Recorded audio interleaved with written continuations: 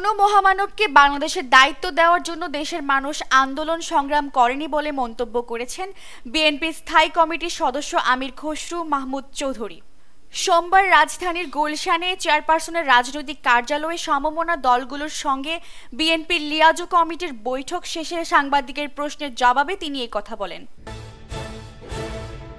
৫ আগস্টের পর সারা দেশে মব তৈরির বিষয়ে inspector general of police Baharul Alam বলেছেন, মানুষ সংঘবদ্ধ হয়ে আইন হাতে তুলে নিয়ে কাউকে বিচার করা বা শাস্তি দেওয়া শুরু করলো। এ বিষয়ে সামাজিকভাবে প্রতিরোধ গড়ে তুলতে হবে, তা না হলে সহজে এই অনিয়ম বন্ধ হবে না। পুলিশের প্রতি পরিপূর্ণ আস্থা থাকলে এরকম মব তৈরি হতো না। পুলিশের প্রতি আস্থা থাকতে হবে।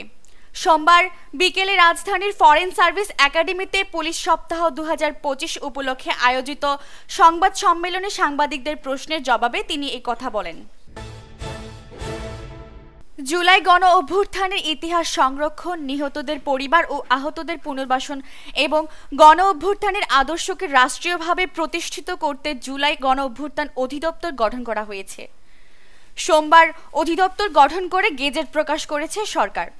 এর আগে মুক্তিযুদ্ধ বিষয়ক মন্ত্রণালয় থেকে এ বিষয়ে প্রজ্ঞাপন জারি করা হয়। এতে বলা হয়, গত ১২ ডিসেম্বর উপদেষ্টা পরিষদের সভার সিদ্ধান্তের পরিপ্রেক্ষিতে মুক্তিযুদ্ধ বিষয়ক মন্ত্রণালয়ের অধীন জুলাই গণ অভ্যুত্থানের অধিদপ্তর প্রতিষ্ঠা করা হলো।